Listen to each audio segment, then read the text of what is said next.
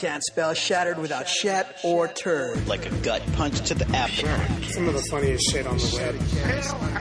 I call it a rock thread. I like the cut of your jib, gentlemen. These 5 are the only protection we have. The best part of the show is the genuine Hasbro love. Good night, folks. And of course, Pat's weekly farts. Breaking news. It's very outside of the box. Nailed it. I love Friday. Bob's Bait and Tackle, now carrying Hasbro. They truly are your favorite podcast. Thoughts, prayers, likes, and shares. Shout out to A to B. Is that you?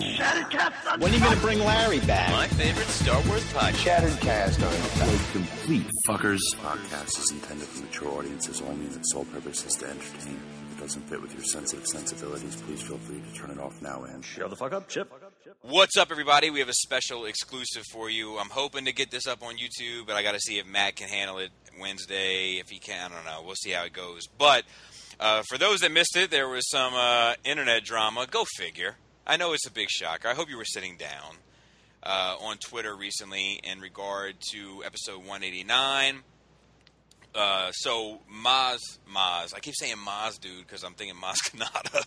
But he's a Star Wars fan, so it's no big deal. But Maz stepped forward and said he'd like to come on, address it, etc.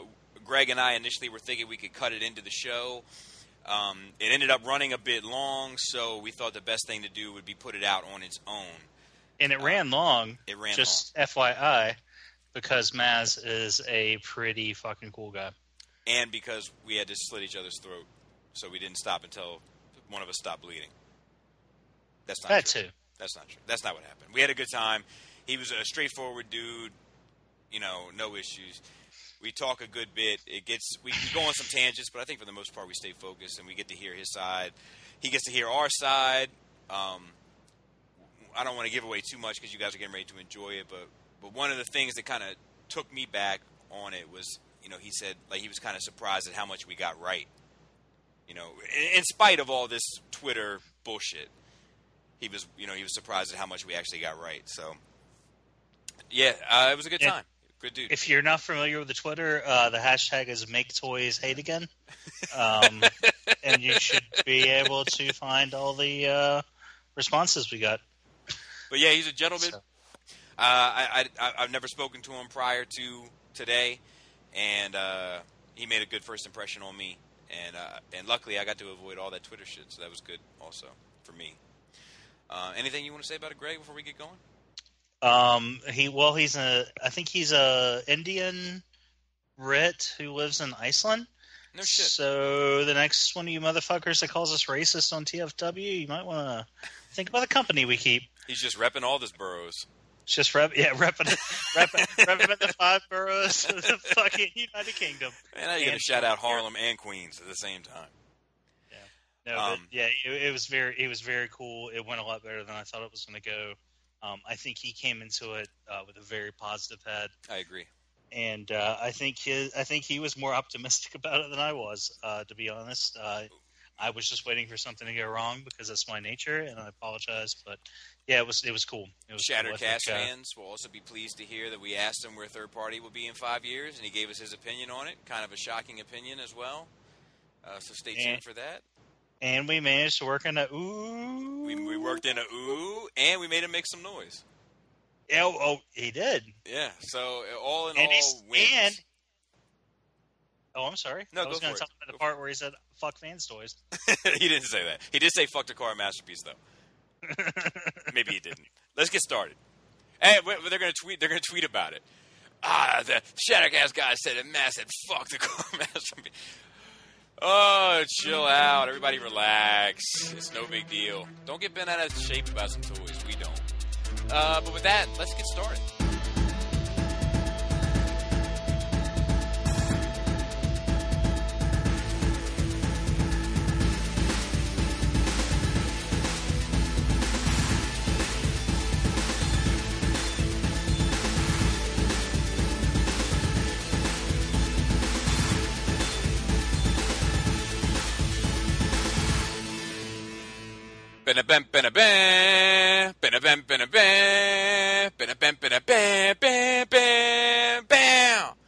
after McGregor and fucking Floyd, we have in the one corner wearing the black trunks, Greg for Mercy. The thing that you don't understand was he was just referencing American football on Fox, and he completely just blew his sports reference. Because I followed it up with a boxing reference? Yes. Dude, I don't know. You followed it with a fucking shit show reference. Jesus Christ. And in the opposite corner, we have Maz, the photographer. Check out these cunts. And tonight is going to be a fucking bloodbath. I'm kidding. We're all fine. But we are going to have a conversation about the events that took place on Twitter. Let me first say this before we get started. I hate fucking Twitter. I think it is a social media platform with a limited amount of accountability, so people have a tendency to be a bit more reckless on that platform. So I tend to avoid it. So I didn't catch a whole lot of this kind of in real time as it was happening. He's not talking about the specific events being referenced here. He means in general. In general. Out there. Yeah. I feel like we need to be a lot more clear. In general. I know that Facebook is for old men, and I'm an old man, but I just like Facebook because I feel like if you speak reckless to me, I can find out who your sister is and PM her. So, with that being said, let's talk about. I'm here to more so mediate, even though we're all cool. I'm just here to keep the conversation focused and on track. And to be honest with you guys, I'm really just here to provide the recording. But really? That's not what you told me. It's mostly a conversation for these two guys to have, and mostly I think a positive conversation, but at least shed some light on everybody's different point of view. So with that, I mean, I hope you give your input as well, because I think of course, it's like, of course, I have a hard time not giving my input. Yeah, okay. But with that being said, we're going to start with Twitter, and then we're gonna wrap up the Twitter shit because that's the more negative stuff, and then we're gonna rewind and we're gonna tell the real time events. Let's start because it was obviously we got wind of it from other people on Twitter. So we'll start with you, Maz, and how you got turned on to all of it. Okay, if I'm going to start from the Twitter bit, I think actually I contacted Shadowcast directly, and I'm guessing it would have been Greg who was responding to me at the time. Well, you did. I think someone else responded to you, and they mentioned it, and I went. I haven't been on Twitter in probably 6 to 8 months. It's going to say I have been on, if you're talking about my personal account, because apparently every time I like our social media, it automatically reposts it, which is something I don't understand because I never use Twitter. I don't understand Twitter. Yeah, but either way, I thought I did. But anyway, I'm sorry. So yeah, I mean, I did get told that okay, they've discussed this on Shadowcast, so you might want to listen to it because you're mentioned on there. So you're not a listener. I knew it. I can't deny it.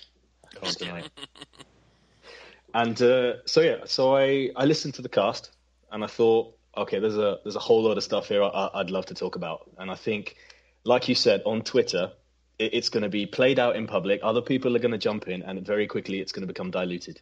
So the best idea would be for me to hopefully ask them if they would have me on the show, and we could literally sit down and talk about Maketoys, talk about Galaxy Meteor, talk about what we know, and I think these guys would be quite surprised about how much I agree with what they've said. Good. And it didn't sound like you thought I would agree with you. It sounded like you thought I would be on the other side of the fence, and I thought, no, this is definitely an occasion where I can go on and show that actually, no, it's pretty similar from where I'm standing. So I thought, let me contact these guys on Twitter, and I wrote about a 6-tweet thread saying, well, if you guys would have me on, I'd love to come on if that's the done thing. And I also wanted to make it really clear that I wouldn't be coming on with a confrontational tone. I didn't want people to have their backs up to feel like they couldn't talk naturally because that's not how I wanted to do it. So I contacted Greg I'm guessing it was Greg, on Twitter first of all, and then he messaged me on Facebook with a friend request, and we started to talk schedules.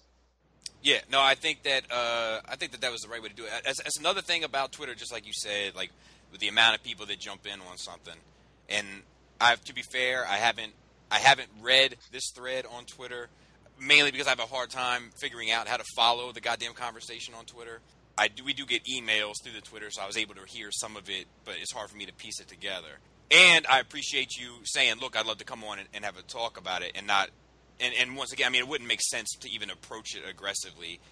Obviously, we're in charge of our show. If you were like, fuck you guys up, we would just cut you out at the end of it. You know what I mean? So, come on, you'd love it. I would love it, and we might turn it into a joke somehow. But it's like you wouldn't be able to get your point across. You know what I mean? No. So I do appreciate the way that you did it. I think that was a stand-up move. Greg, do you want to tell your perspective from the Twitter thing?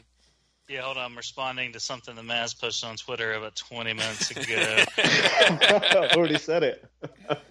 He was like, check out these... I can swear on here, right? Yes, you And can. I was like, this fucker really called us cunts. It just popped up. I saw the little bell on my... the little notification thing on my phone. Yeah, I saw it. Actually, you and Matt brought it to my attention in the chat.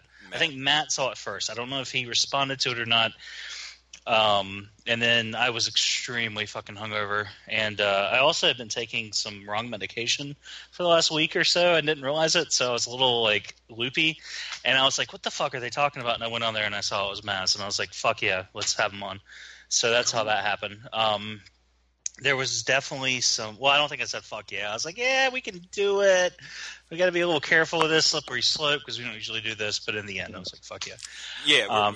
In all fairness. Yeah, we don't usually have guests on. This is like these are extenuating circumstances, so it just made sense. And, well, I appreciate it. And even then, we're doing this as a separate segment as opposed to having you on for the whole show, and because it's pertinent for this, Yeah. Because full disclosure, back and forth, he was very upfront with me, and us as a whole. So I was very upfront with him as well as the way we would be doing things, why we were doing it the way we were, and blah blah blah blah blah. And to reaffirm that nothing will be edited from this, pertinent to this discussion. But either way, that happened, and then I noticed that it started getting traction. Other people started getting involved, and ultimately Sixo got involved, who was the other person I think was mentioned. And I told Maz in a private message, I literally said photographers because I couldn't remember who the other one was at the time because that's how fresh it was. I don't think people realize we don't record this on a Thursday or Friday when it goes up. We record this in advance and it gets released later. Right. So when we recorded this, the Maketoys, that had just happened.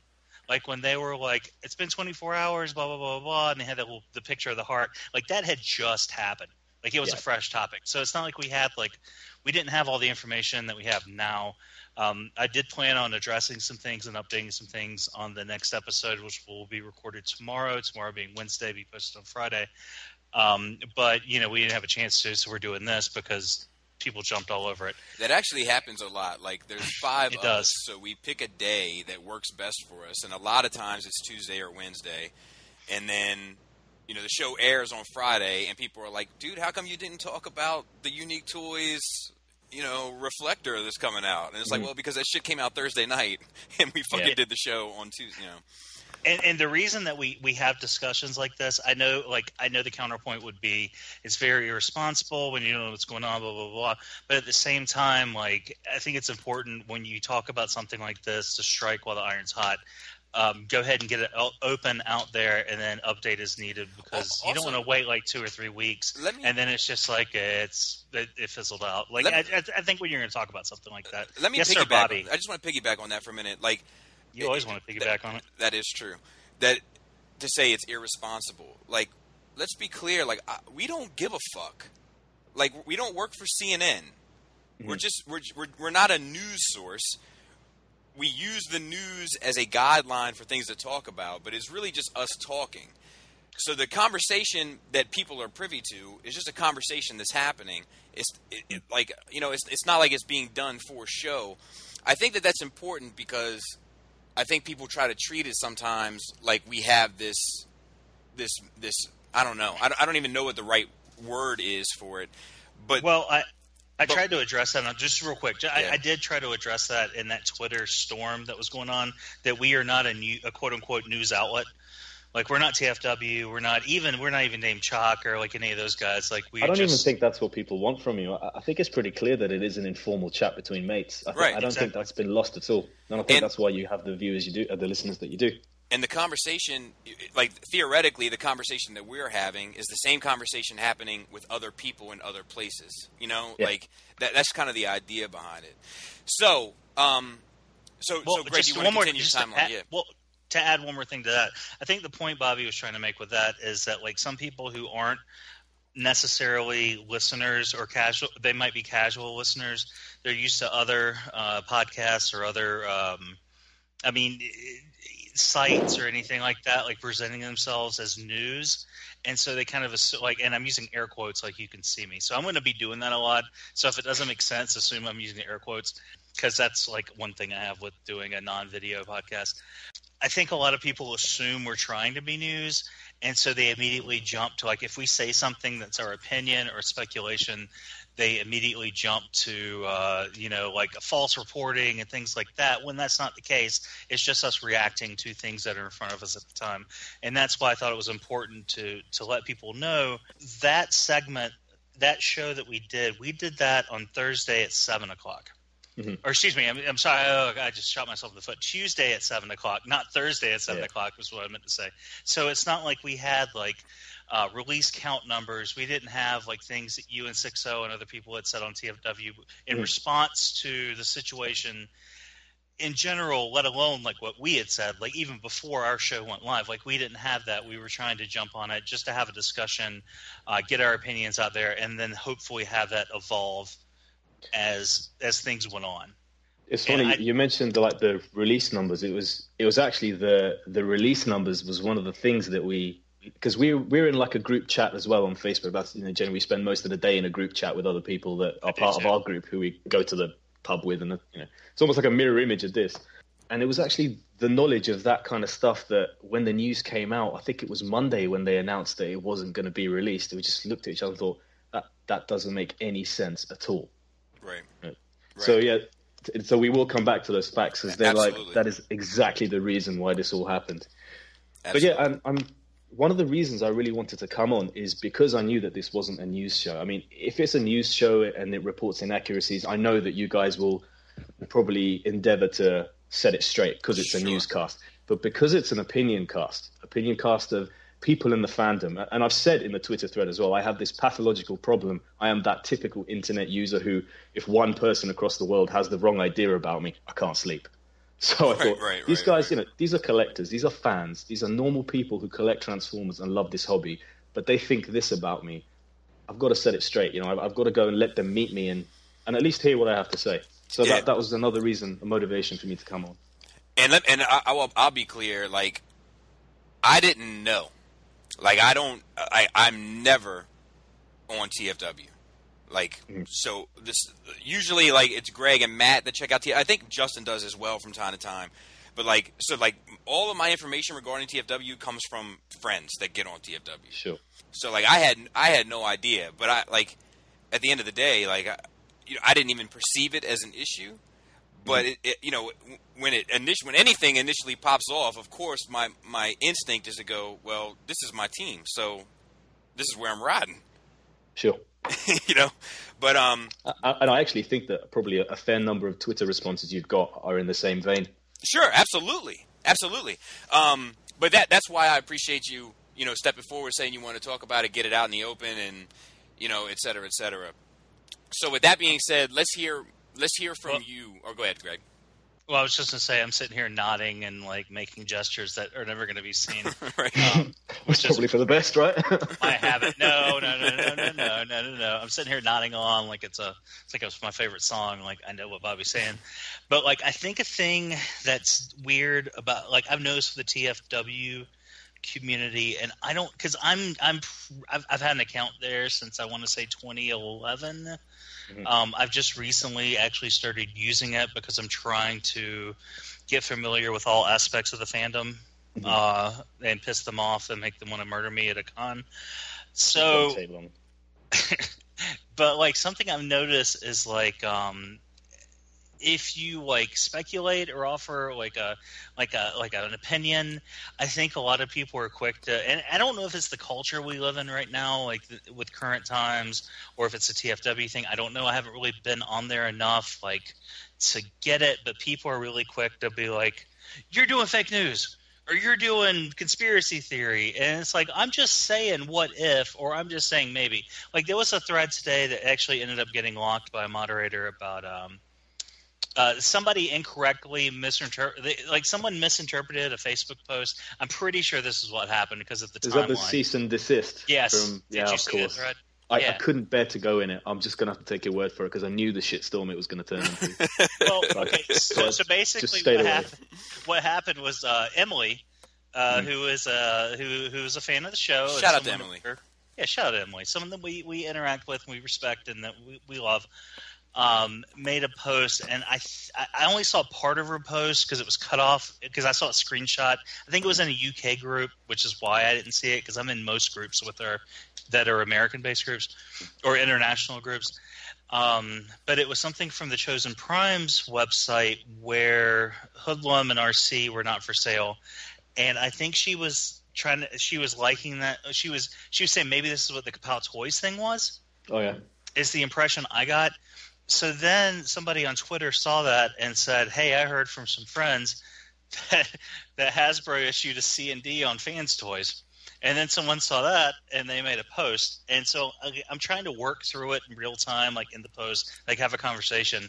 And I would say like, well, I don't see it on any websites because I don't pre-order much anymore. So like I don't, and I'm not interested in Hoodlums. So like I saw that and I was like, oh, maybe it is taken down. I don't see it on any other sites. And people are like, you're just adding to the confusion and the bullshit. And I'm like, no, I'm trying to have a discussion and work through it. And I actually contacted Brandon at Chosen Prime, and he's like, yeah, this isn't true. Like, this isn't what's going on at all. And then the thread kept going on for about 7 hours. But and then it was locked. But I say that to say this. I think that's more of a thing you see on TFW. So if people listen to our show and they think – like, oh, these people are doing quote-unquote news, and they're not familiar or super familiar with it, and they hear us saying things that may not be true at the time. Like, we may not know they're not true, but we're just saying things. We're doing it to capture the moment, or at least I do, to capture the moment. And if I have to apologize or retract statements, which I've done before, I will do it. So it's just one of those things where I think it's two different cultures, so to speak, that exist in this fandom that clashed. But anyway, Bobby was trying to transition, but I just wanted to mention that thread and use that as another example, a counterpoint or a counter example of what's going on here. Yeah, and people they hear something and they'll run with it. I mean, it's like someone I think was listening to your show, episode 189, and they jumped on TFW and they basically did an almost more intense version of your conversation in one. Shout out to Gage. and that was what was like, whoa, okay. And then I think someone contacted me and said he's probably got that from this cast, and that's where I was like, okay, so I should probably go and listen to that then. I saw that. The thing with that cease and desist is that fucking I had a conversation with Snowflake from Toy Detox about it early, and like I was like because he said, man, these two items aren't available for purchase anymore, and I was like, oh. And then it was early in the morning, and about 5 minutes later, I was like, wait a minute. They were never fucking available. Because I would have had them pre-ordered, and I don't. But yeah. All right. So now let's talk about this Galaxy Meteor. So, Maz, from your point of view, Maz Kanata, what is your take? Right. So this figure was like teased. I remember that silhouette they had with the Starfield background. And I quite honestly, at the time, thought that's definitely something I don't need to spend money on. It's not my core collecting interest.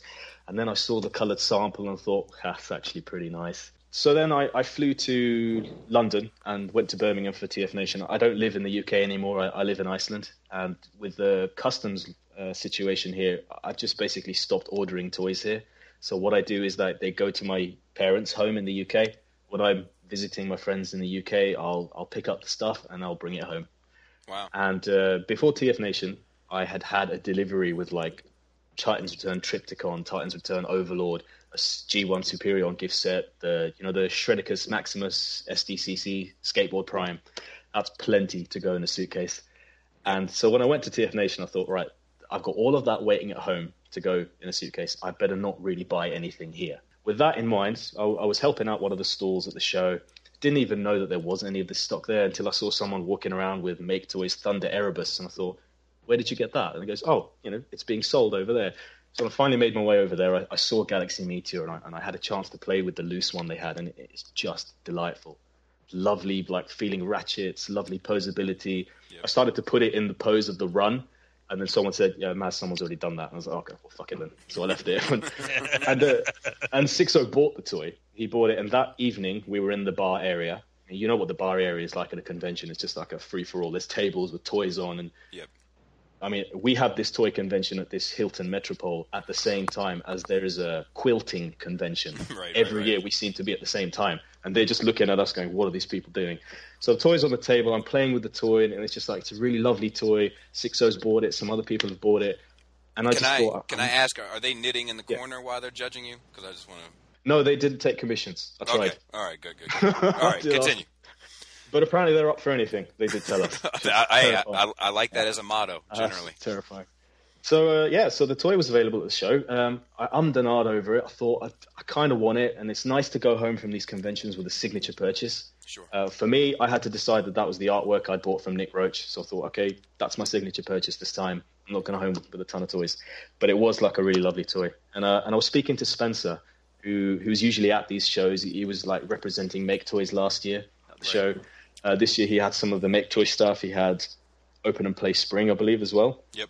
And he had his Mars Toys Rune and Skiff and Gold and those guys. And he was like, yeah, why don't you buy them? I was like, actually, you know what? Why don't you send them to me instead?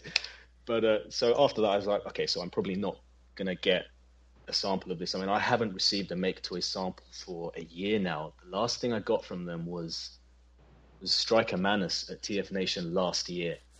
And I just assumed that, like a whole bunch of other companies, they just weren't interested in working with me anymore. And I noticed this was developing over the last couple of years. For example, DX9 and Unique Toys, they stopped sending me samples. KFC stopped sending me samples. Bad Cube stopped sending me samples. Why do you think that is? Oh, I know why it is. I mean, Ace Collectibles gave me the tumbler. I gave it a bit of a negative review. They told me that they weren't happy with that. I didn't hear from them again. I think Bad Cube's the same story. I remember I reviewed Unique Toys Sorda, their Sandstorm figure. Yeah. I just didn't get on with that thing at all, and I made that really clear in the review, and that's the last thing I received from them. Right. Can I cut in just real quick, just to add commentary? At the time of our last recording, I was not aware that the circumstances of Maz getting that sample of Galaxy Meteor was almost exactly the circumstances of Bobby. Yeah, so you mentioned this to me. So Bobby's hasn't had anything from them for quite a while as well, huh? Yeah, I had, it depends, man. Like, I think the last thing I got from them was Striker Noir. Yeah. But, like, it's funny, I joke, like, in the emails, I'll joke, because they usually send me shit I don't want, Like, it turns out that Maketoys, in my opinion, is an elite company. They make a good product generally. So, like, they send me good shit, but it's like the stuff that I bought Jazz, and I bought the Target Master. Yeah. Contact Shot. Yeah. So those because those were two that I wanted for my collection, but I didn't get anything of those. It's like they know. It's like they know what I'm going to buy. Knew people were going to buy that. Yeah, absolutely. Yeah. So and they started implementing their one toy per retailer rule, and so I knew that if I was getting anything in addition, because I never received any samples from a retailer. I write for TF Source, but I remember TF Source asked me, well, you contact the third-party companies, you go to them, and you make a case for yourself. I was like, okay then. So I contacted companies, and it's like some of them got back to me, some of them didn't. And Maketoys have always been one that I just get the feeling they've always been unhappy with me. The first thing they sent me was Axel, the Groove from their Defensor set. Uh-huh. And I was on holiday when I received that. And when I came back, I got the distinct impression they were expecting a much faster turnaround than it took me to do that. Right. I didn't really hear anything about the Visualizers review I did. And then I didn't get anything from them for ages. And then suddenly Pandanus turns up. Fucking gigantic Pandanus. Right. And incidentally, I noticed that they sent Pandanus out to loads of people. They actually spread that one really far and wide. I got one as well. Because I didn't get Iron Will, I didn't get Coppola, didn't get Wrestle, didn't get Downbeat, didn't get Contact Shot, didn't get any of Guardia. I did get the last two of Guardia, I believe. If not the last two, definitely Hotspot I got. Oh, well, let me ask you a question. Of all those toys you listed off, I can only think of one that I personally was super happy with. So do you think the reason that they didn't send you that one could have also been like they either thought it was going to sell really well, or they didn't want so many reviews of it out? Because I know with Coppola, I've had 2 Coppola so far, maybe 3. I've actually had 3 now that I think of it, because I bought one on eBay, and all 3 of my copies, the wheel had popped off. Yep, mine's happened. Yep, I've had 2 copies, and it's happened to both. And with Downbeat, for example, Bobby had said, my first one was fine, but my second one had all those not fitting together issues that people had. So obviously it was a crapshoot which one you were going to get. Well, so, I also want to say this about just my experience with Maketoys and getting shit. When they initially reached out to me, they said that they were interested in working with me in the future because some of my complaints and criticisms of Guardia so far, which was like their first 2 pieces, were the exact same criticisms that they had internally. Okay. So they respected that, and they were going to try to work with me. I said, cool, and like, I'm not going to lie, I'm not going to fabricate, but I will mention anything that you want mentioned. Like if you're like, look, this is going to come with 2 guns instead of 1, I'll say it. I'll also say that I don't know for sure, but I'll say that you said it, etc. And I did a not glowing review of one thing they sent me, and they said, no hard feelings, no worries, but we felt like you were too subjective and not objective enough. Which I was like, okay, I'll try to take that into consideration. I'm all about constructive feedback. I'll try to take it into consideration, of course. But at the same time, I was also like, man, I don't remember hearing anything like this when it was a positive thing. Like if it was too, of course. You know what I mean? Like, they have their angle, obviously. Of course, and everybody. I create as well. Anybody that makes anything obviously wants people to receive it well. I get that, and I take that into consideration. But I have had a very honest, kind of open book exchange and discourse with them since them and I have started. Which is why I find this Galaxy Meteor shit so interesting. Yeah, exactly. Because this does seem like it has some cloak and dagger to it. Yeah, a lot of stuff doesn't add up. Right. So you were saying. Where would I get to? Yeah. So I was in a situation where I wasn't receiving stuff from them anymore. And it was just like a developing trend for me. I was getting MMC and fans toys just about, and fans hobby. So I was basically resigned to the fact that, moving to Iceland hadn't helped my situation. Right. They seem to think it's the Arctic and stuff won't get to me. So it is basically the Arctic, though. But so I got to a stage where I thought, okay, I would be really surprised if anything did arrive. And Spencer did tell me at TF Nation that I should expect a package. And I expected it to be Mast Toys because I know he's keen to work with reviewers. So I thought, okay. And I didn't buy a Galaxy Meteor at the show. And I did regret it. And I thought it was only £100. It's actually really nice in the flesh. It doesn't matter that I don't collect Cybertron or Galaxy Force because it's a Starscream that looks really, really good. And I have liked my Maketoys products that I've bought. And I have enjoyed them. And I got to play with it. I thought, yeah, this is something I wish I had bought. So anyway, I was home in Iceland. And I think it must have been the Friday. My package arrived. And it contained Thunder Erebus, Galaxy Meteor, and Open Play Spring. And I was quite surprised that I got Galaxy Meteor. So I did some photos over the weekend. I mean... Sixo and I have this thing that, okay, we are friends. We do both blog and we do meet up, but... Now, I heard you were the same person. Shush. We got 2 guests for the price of 1 tonight. And that's a joke for anyone listening. That was brilliant. A recent it's thing. Just brilliant. And I'm happy to run with it. And I realized that, this guy's photos are brilliant and I'd love to be able to...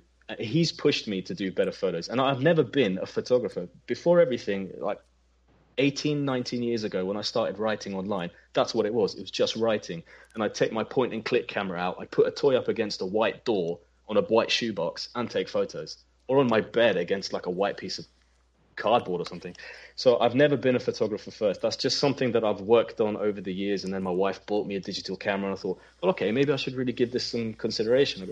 Got some like a light tent and some lights. I've got like some decent Adobe Lightroom software. I thought, well, this is actually really cool. And that's just developed alongside, but it's always been the writing first. So it still makes me laugh when people refer to me as a photographer because it's always been writing first. When we did our show and I said these photographers and I kept saying that, I actually couldn't remember who the other one was because I know your name from your articles. And I think I came off a little condescending with the way that I said it, but I was trying to not say names and try to like play it off so it's not like so much focus on the people involved. Sure. And so when I was like these photographers, I told you in a private message, I didn't want to say Maz and that other guy whose name I can't remember at this particular moment. Same person anyway. I thought that would have been more condescending. But I think you and Sixo and a couple other people out there that do toy photography have really inspired a lot of people. Like I'll go on social media, I'll go on Facebook, and I'll go to like a toy group, and there's like some guy who's got these like utility shelves made out of plywood covered in dust with like 6 movie figures on them, and he's got like a little watermark like you guys, like on his photos. You know what I mean? Like I think if it's inspired people to quote unquote like try to do like a professional photography thing.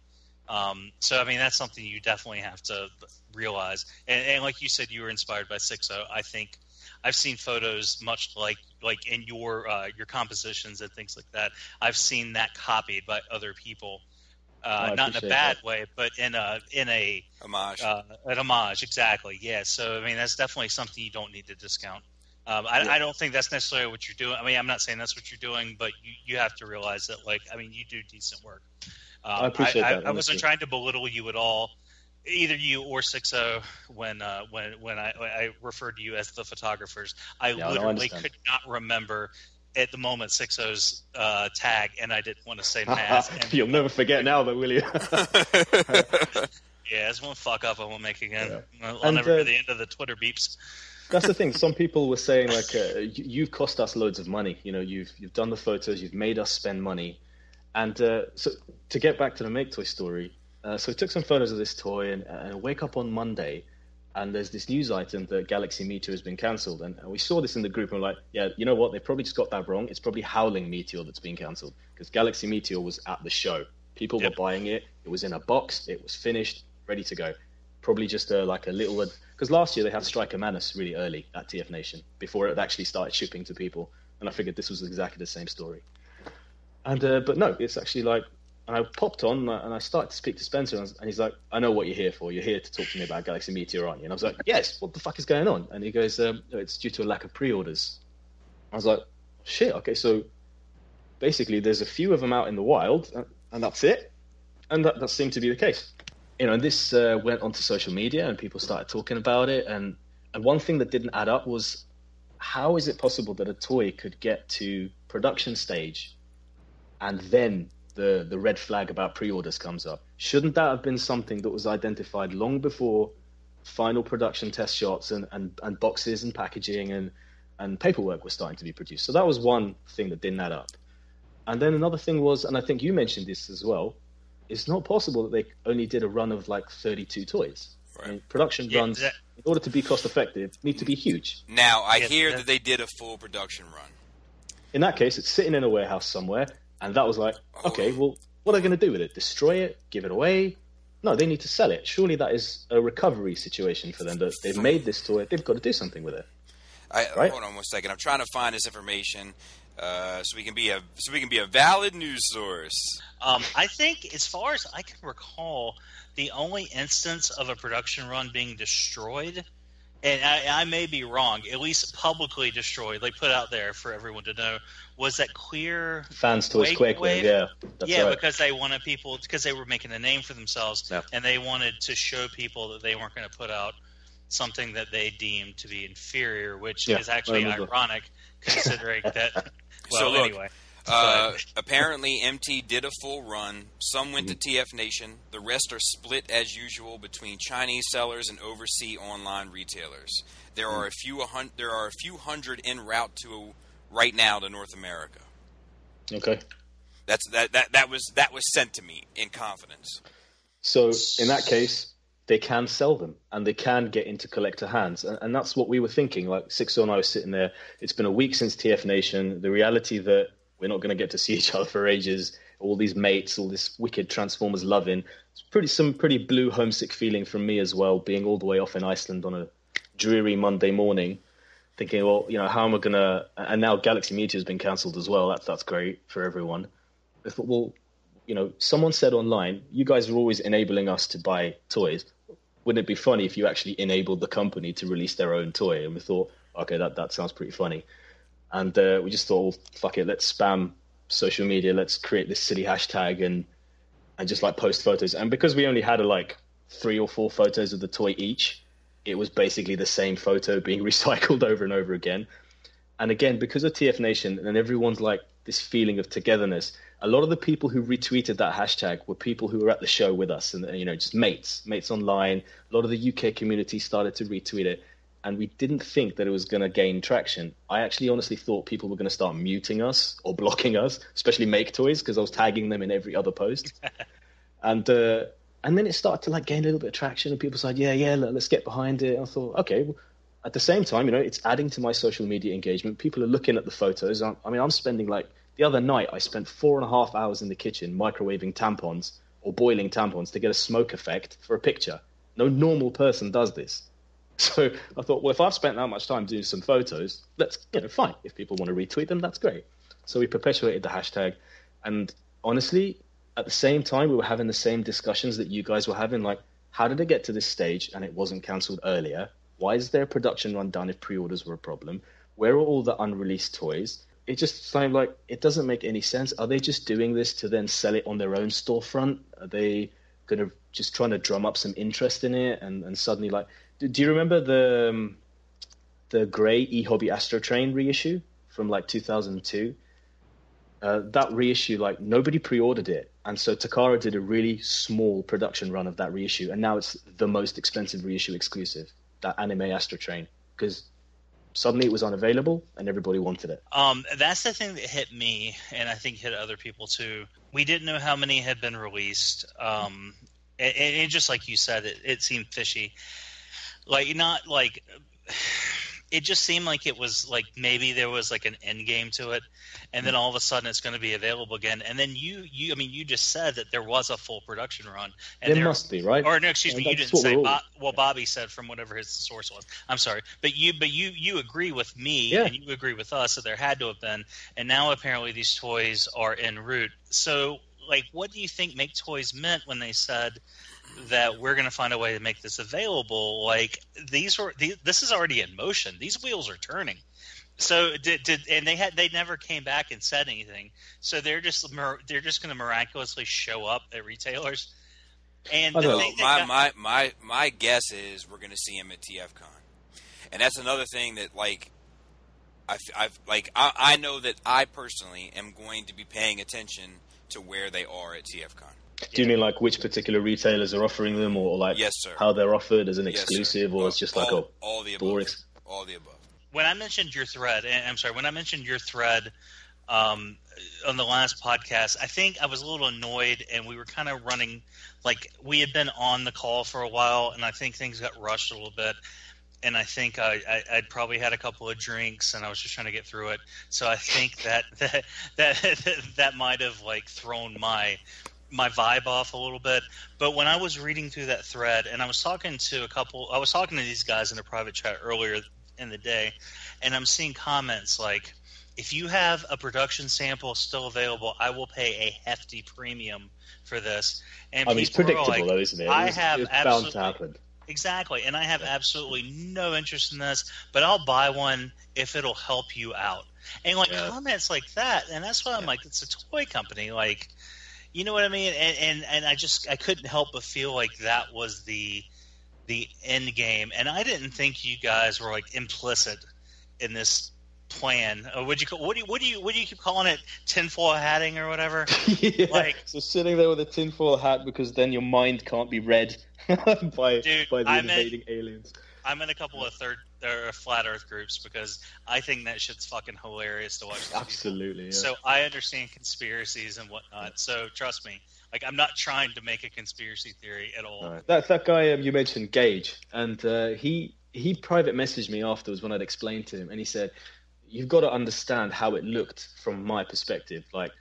They cancel it, you guys do this big campaign, and then suddenly it's back on."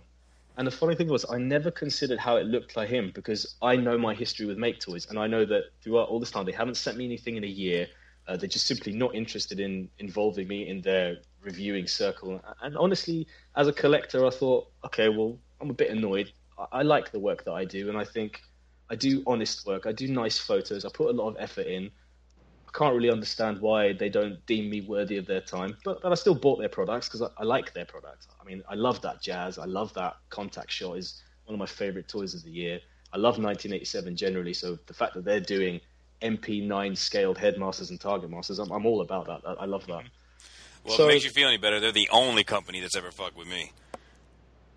It doesn't surprise me. But so when he said how it looks, I thought, yeah, but knowing my background with them and knowing how I've got no change out of them, I really don't see them choosing me as the kind of person that they wanted to conceive this kind of campaign. Your perception is your reality, right? Like, you know, so you project that your truth onto that situation, and everybody else, without having any knowledge of the background, is projecting their reality onto that situation. I was told really early on because I came really late to third-party stuff. I was still writing reviews of like weird South American G1 toys and stuff. When finally like TF Source said, "Well, would you do you want to think about doing some reviews? Why don't you go and approach some companies?" And so I've completely forgotten what I was going to say. Well, let me ask you: Did you do the write-up for Tiger Tracks? Yeah. Who is Tiger Track? Yeah. Yeah. You owe me. Yeah, that was me, yeah. You owe me $65. Haha, you're happier now than you were before. No, I'm not fucking happy. But I fell for it. You had me. You got me. Real quick, I'm going to have to go AFK for a couple minutes because nature calls. Good. No other way to describe it. But just real quick before I do, I'm going to put my tinfoil hat back on, and then maybe you guys can go back and forth because you have the shared experience, and then I can come in later. The nature of your relationship with Maketoys, and this is one of the things that it got me about Bobby, and now knowing that you're in the same boat, and I'm hearing that a couple other people that got a sample of this are as well. The fact that they haven't sent you anything in a while, and they kind of put you on mute, so to speak, that speaks a lot for how they were pushing this toy. Because I think some people got it before people like you and Bobby did. I'm pretty sure they had it in hand for a week or so. And maybe I think video reviews had gone up before even TF Nation, probably, right? Yeah, so when they saw that the pre-orders are low, I mean, they were doing what they could to try to push it out. And that's why then when they were all of a sudden and Bobby, we don't always agree on a lot of things, but I think we share the same basic aesthetics. Is that the right way to put it? We share. I typically agree with what he says for the most part. We value the same things, maybe some more than others, but we still value the same things in the toy, especially $100+ third-party figure. When he says a figure is good, I typically take him for his word. And I had seen a couple other reviews that are like, oh, that's a good figure. And then all of a sudden to wake up and see canceled. Yeah. And then doesn't make any sense, yeah.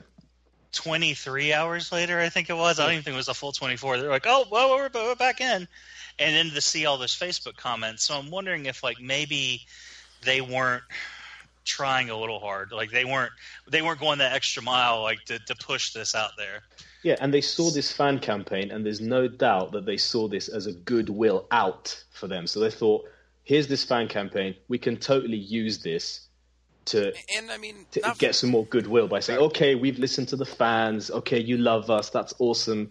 We're gonna take advantage of the fact that two guys went and did this. And not for nothing. I mean, I think that is even without all of this bit of business, I think that's been the case.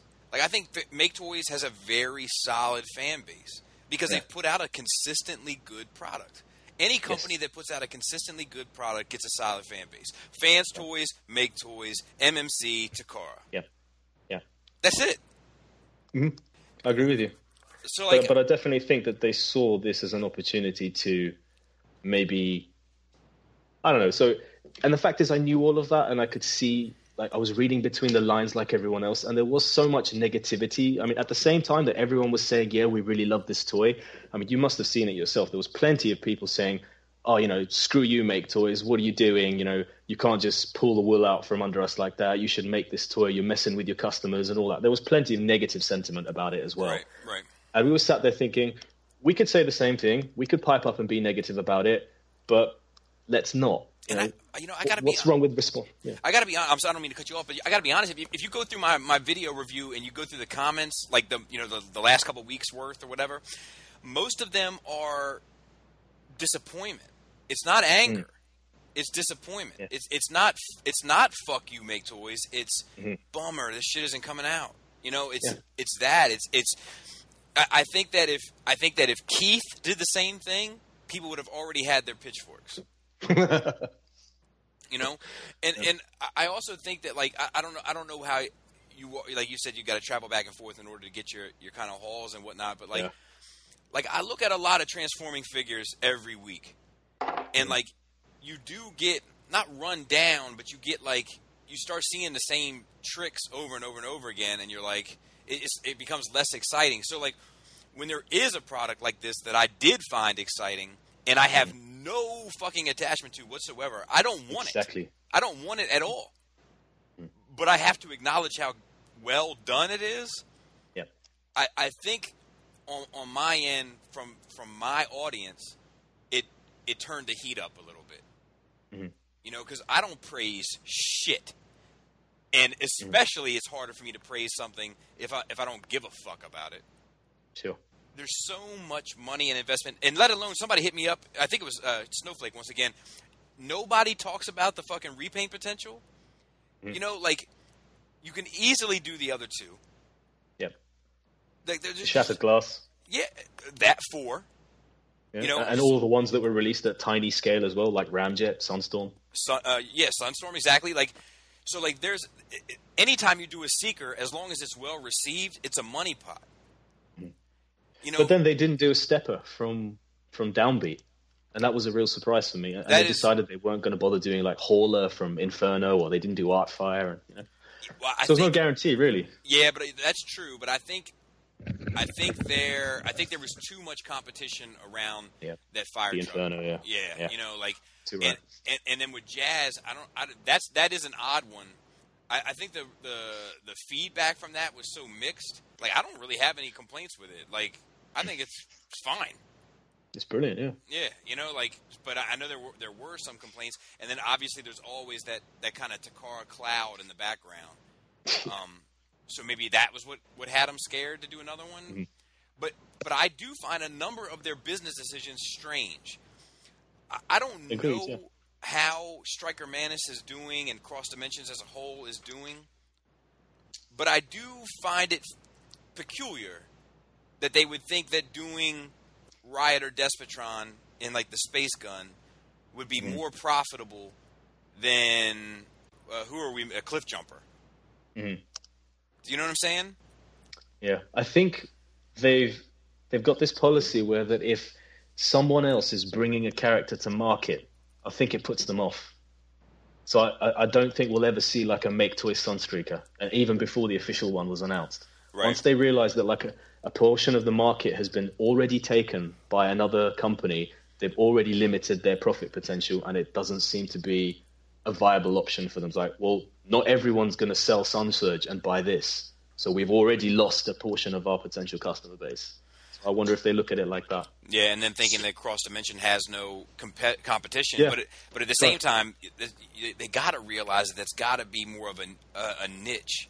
That was actually something, and I'm back, by the way, guys. Sorry, I know that was rude for me to walk away, but I think a 36-year-old man peeing himself in the dark while on a laptop Skype conversation would have been ruder. This is an edgy show. It is edgy, yeah. We cover things like these fucking photographers and their fucking bullshit. So here's another thing I mentioned. Like, with this release into, we'll call it Galaxy Force because that's how they're presenting it, the Japanese title of the show. I know, and I agree. I've noticed that trend with Maketoys that like once another company kind of like announces something, they don't touch it, and they try to do their own thing in many regards. Like, what do you think the purpose behind Galaxy Meteor to begin with was? I mean, surely they're not going to do a whole line of Galaxy Force toys, and I mean, do you think they thought maybe like with their business, their view of the way they choose what they pick, like they obviously weren't. Now that you said that, that's what we think about this. Like they weren't trying to kick off a trend. Maybe. I mean, Takara decided to go down the Beast Wars Masterpiece route. Perfect effect to doing, Optimal Optimus and I think it's Optimal Optimus, right? Primal Prime. Optimal Optimus and Primal Prime. That's the remake. So they seem to be doing really well with that Gorira. That seems to be doing fine for them, and I think Primal's probably done quite well for Takara. I wonder if it was just to sort of test the waters. Can we start expanding Masterpiece into new areas?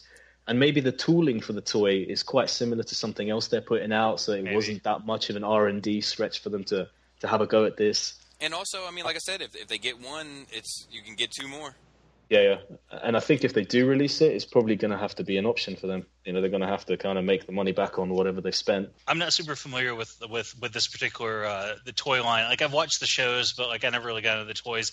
In fact, out of all the Unicron trilogy, this particular show's toys, like I didn't really care for. But did they do repaints of the Starscream? Like traditionally? There was a Thundercracker and a Skywarp, but I don't think it was the same kind of Tetrajet mold as this. Like there was a dark red Starscream that was a Toys R Us exclusive. It kind of like thrust colors.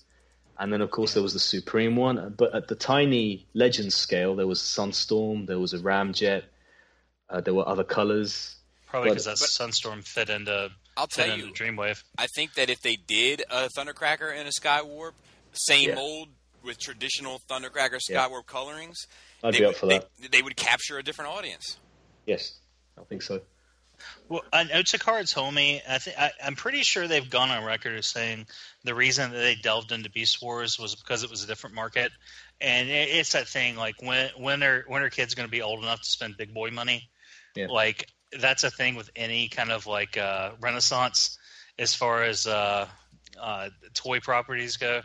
Like with Masters of the Universe Classics. They're old enough to spend their own money now, and we can sell them like new toys. And I know Takara told me has said that as the reason that they did the Beast Wars. And so, of course, third party is going to follow. But the fact that a third party is sticking their foot out there. Because I know companies like Unique Toys, Keith has Alien Attack, and they're kind of sticking their foot out there with movie toys because that's probably what's caused the cease and desist, honestly. It's probably the fact that they've started to expand into movie toys where they're irritating Paramount, car manufacturers, and Hasbro and Takara. You know what? I saw that because that came up in your thread. I saw that someone said that's Maz's theory. There are two, because I've heard that that's what that cease and desist probably is. There are also two different knockoffs of that Bumblebee toy that are up right now for order. But Kapow doesn't usually stock knockoffs, so I don't know. That's one of those things that we're not going to know until we know. But exactly. But these companies are doing this stuff, and they're doing movie stuff because a lot of older fans embrace the movies as a resurgence of Transformers. I mean, some people, some of us don't. Some of us do, you know what I mean? And so, I think it's weird that a third-party company would and this isn't, regarding the cancellation or anything. This is just in general. I just think it's weird that a third-party company would be like, you know what? We're going to start this line. Having not finished the Headmaster. See how it goes. Yet. Exactly. Not finishing something that's already proven to be a seller. Yeah, and everybody wants. So let's also talk about these rumors, and they're just rumors. Nothing's confirmed. Circulating that Maketoys is in financial trouble in regard to third-party life. Now, Maketoys is one of those companies that, through the rumor mill, supposedly has its own factory. So we have to assume that Transformers is not their bread and butter. Would we all agree? I honestly don't know. It's the whole manufacturing process is not something I know a whole lot about.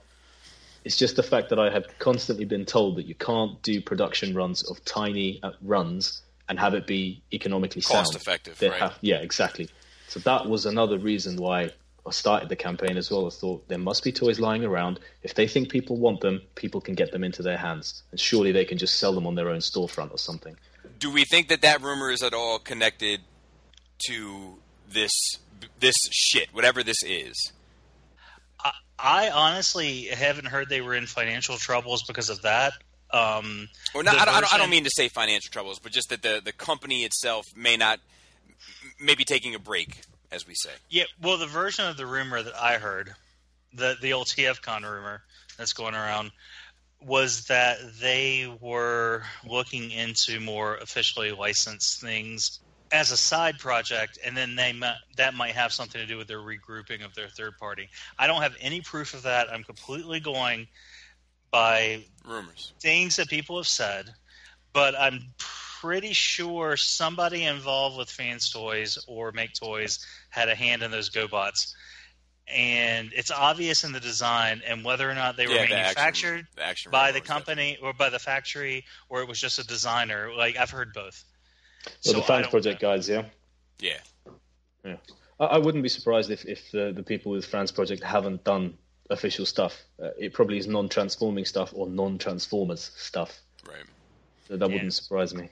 But, I mean, you look at those GoBots and, like, those hands and some of the transformation tricks. I mean, they're the same. It's like even the Stunicons that they did. We're not saying it's fact. We're not saying anything else. I'm just saying that it's something that I've noticed, and if there's one thing I've learned is that when this shit goes beyond the fan level, when you start talking about anything beyond how you feel about a toy, what you like about a toy, what you don't like about a toy, and other things going on directly at a fan level, the shit gets shadier and shadier. When you start and no one's got a straight story either. Exactly. When it starts coming to people that are making money from this, so distributors, the distributors, suppliers, the companies, etc., like that's when the shit starts getting shady. Anytime that the dollar bill is involved, like all of a sudden there's a lot of smoke and mirrors and cloak and dagger. It just reminded me of exactly what I forgot I was saying earlier, and it's relevant. Shoot for it.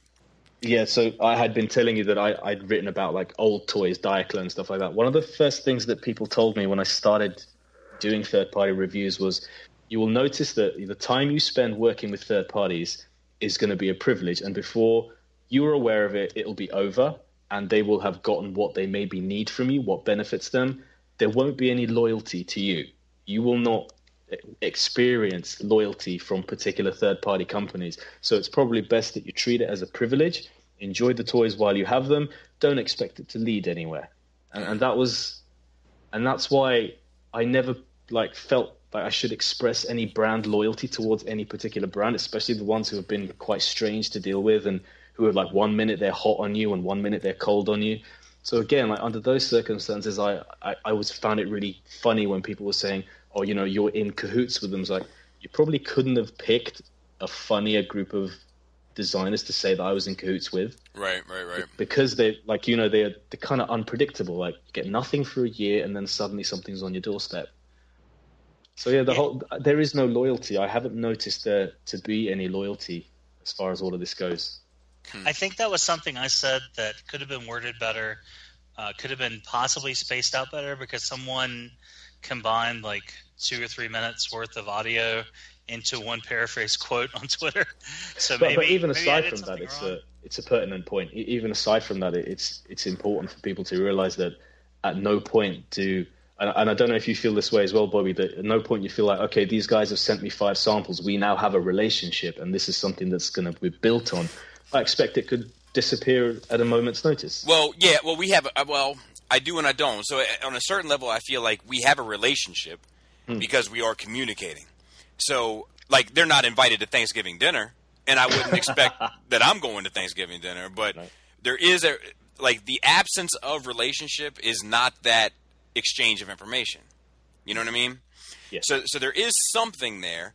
I've never felt like I've always felt like they're going to let me know what and when and how many they're going to let me see, and that is the confines of this relationship.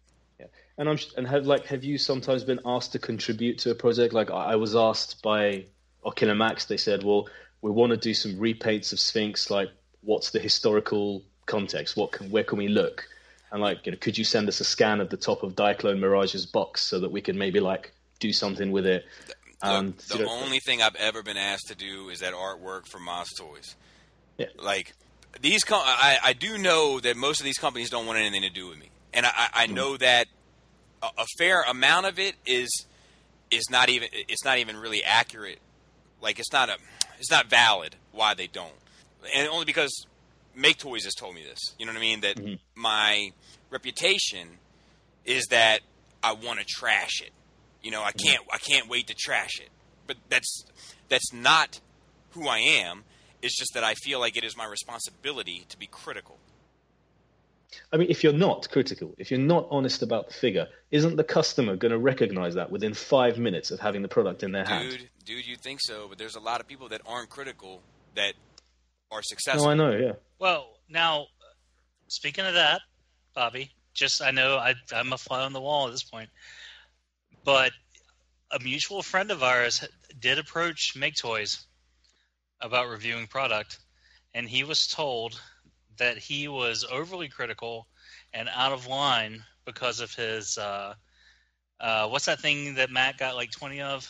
Spin out. The spin out. Now, I don't know if you pay attention to social media, but more people shared his review because he did trash it than they shared your review, where you were surprisingly reserved about the whole thing. Yeah, well, you know, like, so it's like the people want they want blood. And they share that, and that's what gets the views, and that's what gets the attention, I think, like, over a controversial piece. At the same time, you will get someone who says, that was an awesome review, and I will look at my review and think, I've done better work than that. But because it was maybe a glowing review of a figure I really liked, it matched up with their expectations of it, it matched up with how they wanted it. And that is the confirmation bias. That is the key word to reviewing. People don't want to know a lot. There are not everybody, but there is a pocket of people that don't want to know your feelings on it. All they want to know is that your feelings align with theirs. Right. And the cheaper the product is, the more intense those feelings become. Mm-hmm. I caught a lot of shit over Big Spring, but that's because it's cheap. Everybody that gave me shit is like, it's $60, man, or it's $80. That's what we need. It's like, well, maybe it's what we need, but I'm not that person. I am the person that would rather spend more for more. Now, if you're going to give me more and expect me to pay less, sign me up. I'm in. But if given the option of paying less for less or paying more for more, I'm taking the latter every time. But it's confirmation bias. People want your views to match up with theirs so that they feel like they made the right purchase based on your opinion. But it shouldn't fucking matter. I don't give a fuck what anybody thinks about the shit that I own that I like. Yeah, I remember with this year I got a lot of grief for my first review of the year, which was Ocular Max Trailbreaker. There were a lot of people who were invested in that being their version of Trailbreaker. And when I didn't give it the review that they thought I was going to, I had to answer a lot of questions. Are you sure you're tabbing this in right? Are you sure you've done it that way? Maybe your version, maybe you just don't like it as much as the Bad Cube one. People were telling me what they thought I liked, and maybe I was having a bad day, and therefore I reviewed it in that fashion. Right. So, yeah, absolutely. I'm not a toy reviewer, but I did not like that toy either. I got the same thing. No, I didn't like it. Are you sure you're doing it right? Maybe you got a bum copy. I mean, but I wasn't worried about that. I was worried about just the lack of presence that the thing has. Like, that flat black plastic, just, it doesn't. Like, I was having this discussion with someone else recently, and, like, we were talking about, like, that thing that really makes a masterpiece feel like a masterpiece. And I'm talking about scale, not brand. Is that it's that paint. It's that special. It's that little special thing that makes it look more than a toy. As long as it stays on the toy. Yeah, absolutely. Agreed. Yeah. But, like, when you have something that's just that flat black plastic, it never is going to have the pizzazz of anything else that's painted, even an MP Ironhide, which I'm critical of, or a Fans Toy Sovereign, or, I mean, the list goes on and on. Even KFC's Transistor, as long as you don't transform it and have the paint scratch off, it still looks like more than a toy. You know, it looks like something special. And that MMC Trailbreaker doesn't have that. The Mirage did. Yes. But not in the spades. Yeah. And actually, I didn't like the Trailbreaker, but I really like the Hoist. Oh, really? I don't even know. I can't remember whether I looked at the Hoist or not. I don't think I did.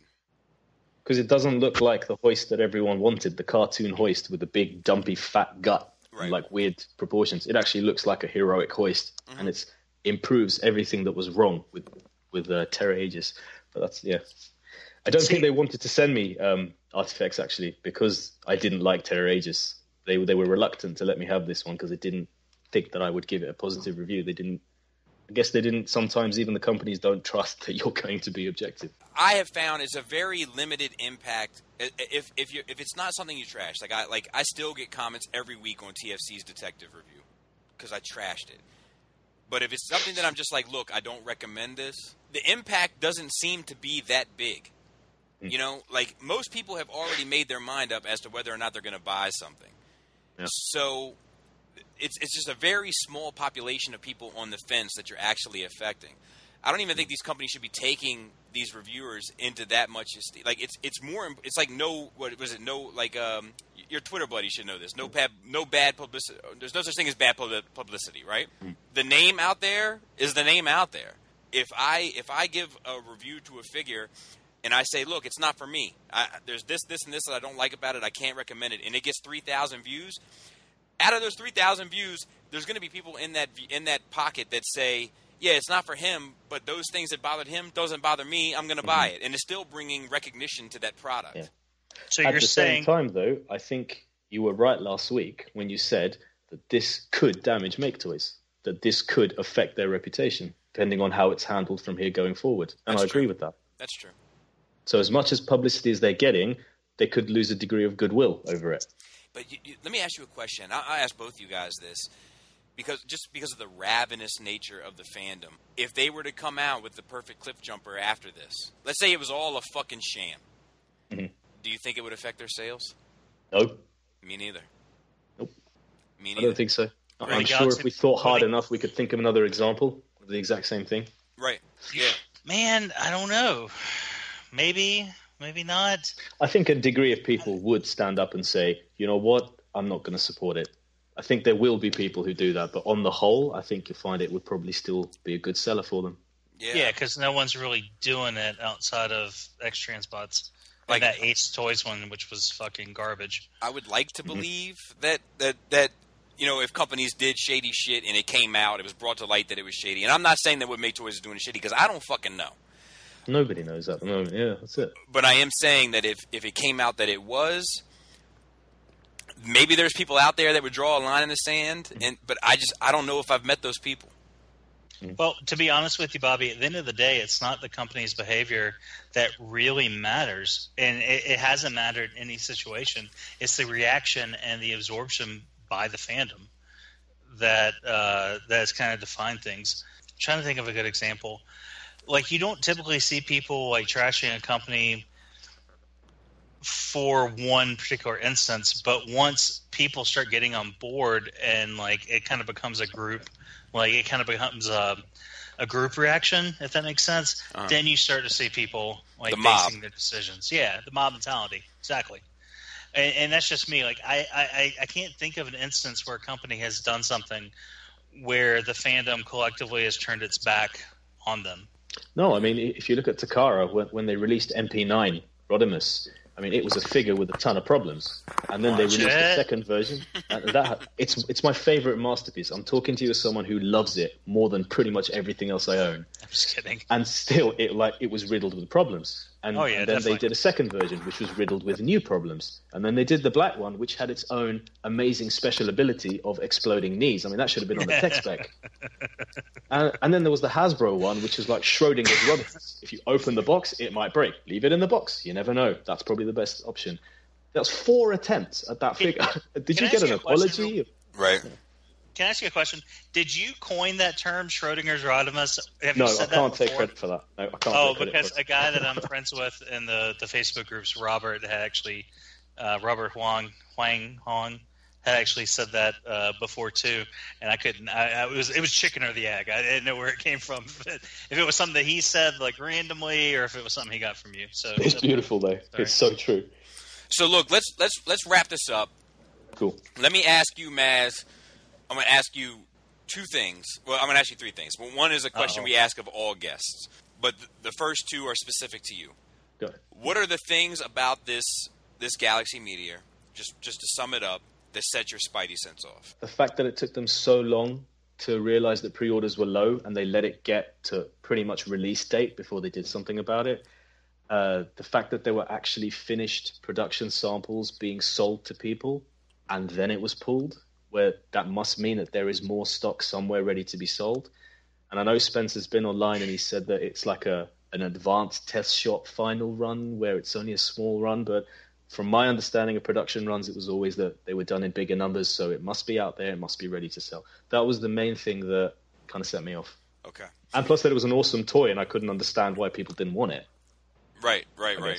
Now, what do you think is the best case scenario for them to handle this from this point forward? I would like to believe that it was just a silly error on their part, and that it should have been flagged up earlier, that genuinely pre-orders are low, and they've kind of realized that they're not going to make their money back, and they've genuinely cancelled it to the point where there was a low production run. Basically, the best case scenario for me is that everything they've said up to this point is true, and they've kind of not done their job well enough, and then they said, well, okay, everyone does kind of want it. Okay, fine, we'll release it. We'll fulfill pre-orders. Retailers won't get screwed. They'll get their figures, and people will get what they initially were promised. I guess that's the best case scenario. And maybe people will say, oh, Maketoys were incompetent, but they won't say that they were shady. I think that was the best case scenario. Okay. And now the question that we ask of anybody who happens to cross our paths, Shattered Cast tradition, where do you see third party in 5 years? Well, maybe you should ask me at the end of this week when we find out what this cease and desist was about. Yeah, well, let me we're going to have a discussion about that. I think I'm going to have to put this out. Greg, what do you think about just putting this out on its own? Separate. This is going to have to be. I was going to say, because we're at like 2 hours. No, we're an hour and 15 minutes, but it's cool. But are we? Yeah, so let me ask you this. What are your thoughts on that real quick, like 5 minutes or less? I think if the cease and desist sticks and they decide to expand it to other products, other retailers, other territories, I think what's going to happen is that we're going to have a lot more trouble trying to get third-party figures, so we'll have to go to importers, maybe have to get it direct from the manufacturers. I don't know how much longer it's going to take them to shut them down. But instead of exploding or the bubble bursting, it just feels like it might just deflate slowly with a really embarrassing farting noise, Do you like that. Do you believe it?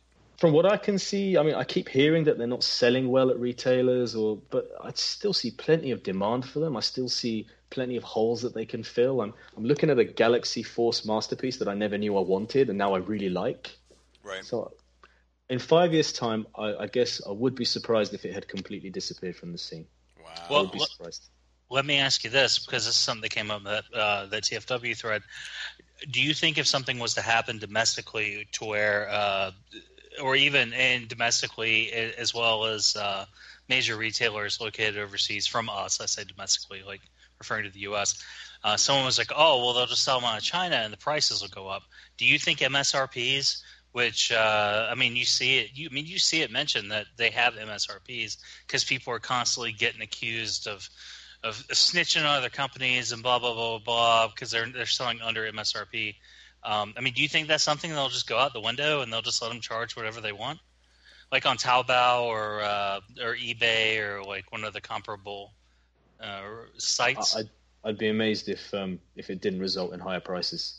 Right. Because it's immediately become more limited. Yeah, and smaller runs. Yeah. Do you believe it's about this? Do you believe that it's?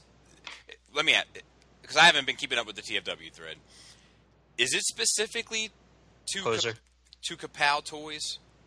Yeah, I believe they received, because Andy from Kapow came onto the TFW UK thread and said that they had received a cease and desist for third-party products. He didn't specify which ones, but it was a cease and desist to his store for third-party products. Two third-party products.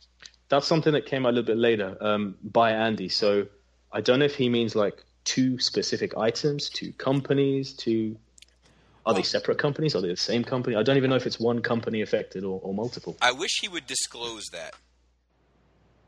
I don't know if he's allowed to. I'm thinking back to the whole thing with the exhaust and Marlboro stuff, because then all of the retailers, they got cease and desist, and they had to be really careful what they said and how they put it out there until it was resolved with the legal teams. That's the only precedent I can remember to sort of base it on. Can I put my tinfoil hat on? Sure. Can I? You mean it hasn't been on this whole time? I'm asking the king of conspiracy theory criticism. Can I put my hat on? My kind of my take from what I've heard and what I've read and what I kind of know and what I've kind of guessed and assumed at my take with that Kapow C&D. I have heard from people that don't want to be mentioned. I will say they're retailers. I don't know if they heard because Kapow reached out did you guys get this too? Or if maybe they got one as well and they just don't want to advertise it. But it involved movie knockoff stuff. I would assume it means the Masterpiece knockoff stuff since there's 2 items, being the 2 different versions of the Bumblebee that are about to be released. That are knockoffs, or maybe even that stuff that's basically the Takara molds with the different paint jobs. I mean, that's something I didn't think about, but because people like to use third party to refer to a lot of things that I don't think really classify as third party or fourth party for that matter. And I know Kapow doesn't have a history of stocking knockoffs, but once I checked their website, if something had been taken down, I would have no way of knowing what it was. So, I'm wondering if it does refer to just that. And maybe since Kapow is the only company we've heard from that got one, maybe it's just Hasbro UK, taking advantage of that legal umbrella. Whereas the movie Masterpiece toys were a conjoined release, or they were released in conjunction with both companies. It's not just a Takara or just a Hasbro. So they did have that authority. I don't know. That's kind of my take on it, though. That if it is related to movie toys being knocked off, and it's just Kapow, it might just be the Bumblebee. I mean, that's just my kind of speculation and theory, just looking at what I've heard and the things that are. I mean, the few facts that we have. So I don't know. I don't know if that's going to come to be truth or not, but people on TFW were saying it was the Peru kill or whatever he's called, the Unique Toys lockdown. Unique Toys lockdown, yeah. And it was the alien attack because the cars look too much like cars that could be licensed. But we've seen licensed car third-party figures before. Yeah. So I don't know. And then, in coupled with that new suit, did you see, Maz? Did you see that Hasbro's going after fucking DC and Mattel? I saw a little bit about that. It's to do with Bumblebee, isn't it? Something to do with, it's a little girl's. It's like a little girl's female hero toy that happens to be named Bumblebee, and it's black and yellow. Yeah, so, she's been an up and comer in the DC universe. She's especially, I mean, Marvel's probably the extreme of it, but have been trying to kind of diversify their brands and more minorities, more females, et cetera, and she's been one that DC has been pushing for. I don't know anything about her. She's an older character from the 70s, but they just recently announced that she was going to be in that DC series when they announced that series. And I think 3 months later is when Hasbro filed for a new Bumblebee trademark. I mean, Hasbro's going to be going if they go up against Warner Brothers. I mean, that's a big fight. That's not a little fight. So I'm wondering if those two things, if that rumor that the Kapow cease and desist was Bumblebee related, do you think they have anything to do with each other? And that Bumblebee movie that's coming out later? I mean, I don't think anyone would be surprised if it ends up being that common thread.